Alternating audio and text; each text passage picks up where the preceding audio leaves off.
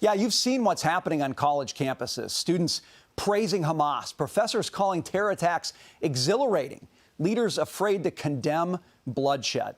It's caught many by surprise, but it shouldn't.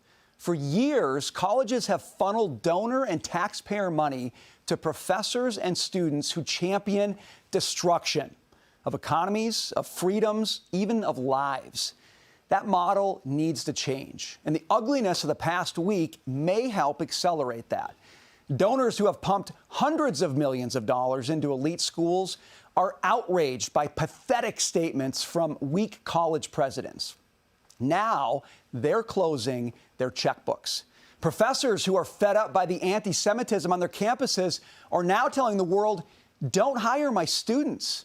And companies, including big names like Bank of America, Walmart, Google, and others, are increasingly saying, you don't need a college degree to work here. We'll train you without the baggage. Crisis reveals character. The attack on Israel is showing us the deep-rooted, widespread moral bankruptcy of higher education. Now, the good news is more and more parents, donors, business leaders, educators, and public officials are saying enough is enough. This system is broken, and the time to change it is now. Our next guest is urging firms to not hire his anti-Semitic students. UC Berkeley law professor Stephen Solomon joins us now. Stephen, thank you for being with us on this. I referenced you just a moment ago, and I've heard some of what you've said about your students, and what struck me is this. What you've said is, hey, my students are adults. Treat them like adults. If they're saying things adults shouldn't be saying, they need to bear the consequences. Absolutely. I support free speech in the university setting, but these are adults and these are law students, and they're going to be representing clients.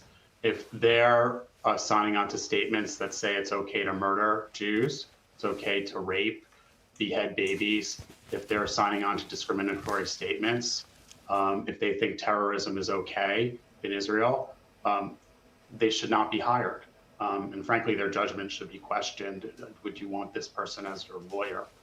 And so it's time that the adults stepped in, and frankly, these law students are adults and should be acting like it, and say, you have free speech on campus, but there are consequences. And if you condone hate, if you discriminate against African Americans, for example, you wouldn't hire that person. This is just basic morality, basic hiring practices.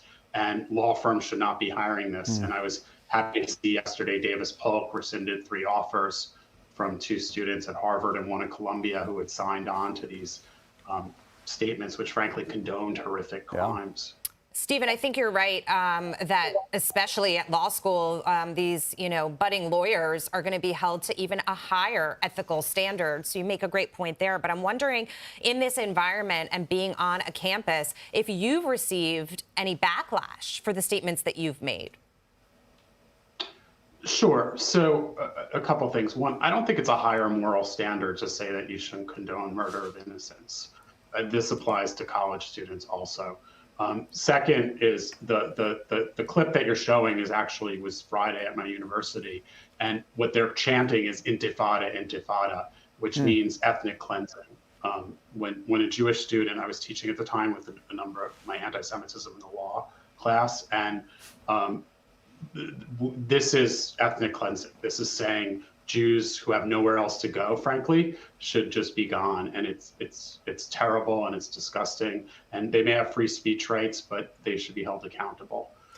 As for me, I'm a tenured law professor. I'll be fine. Anything that happens to me is less than what's happening on both sides in Israel and Palestine.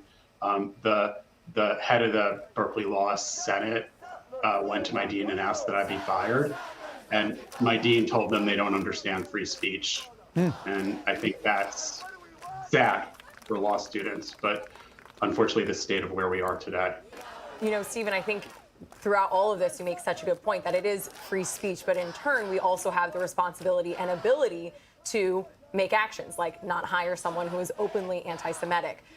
I think with your approach saying, you're not saying get rid of these students or that these discussions shouldn't be happening, but that we should be watching and learning. What are you seeing on your campus? We've been showing some of the videos, but what is the sentiment like? And why are you now standing up and saying that you should not hire some of my students? What is going on today's college campuses? This has been going on for far too long. There's a small group of students who feel that they can say the worst things about Jewish people, call for their murder and dehumanization, as long as they substitute Zionist for that wording. And our Jewish students are scared. They're despondent. Many of us have family and friends in Israel. Many of us have had friends and family murdered, or worse. They're hostages and otherwise. And it's really dispiriting to see the moral equivocation going on campuses right now. It shows increasingly that they're divorced from reality. They can't recognize what's right and wrong. And we're not teaching our students to be professionals, particularly in the law school environment, the business school environment. And I think we need to take a hard look at what we're doing in education, and the fact that you have to pause to condone murder, to condemn murder. You have to pause to condemn beheading babies. And I think employers have a duty not to hire people who think this is okay. You don't want your law clients to be represented by these people. And I think Davis Polk and Winston Strawn, who both withdrew offers based upon these statements, did the right thing. Yeah. Professor Stephen Solomon, I mean, you have two options here. You can either see what's happening and decide to leave and make your case that way, or you can do what you've chosen, which is to speak out and to continue teaching on college campuses that need professors like you. So thank you so much for joining us, Professor Stephen Solomon.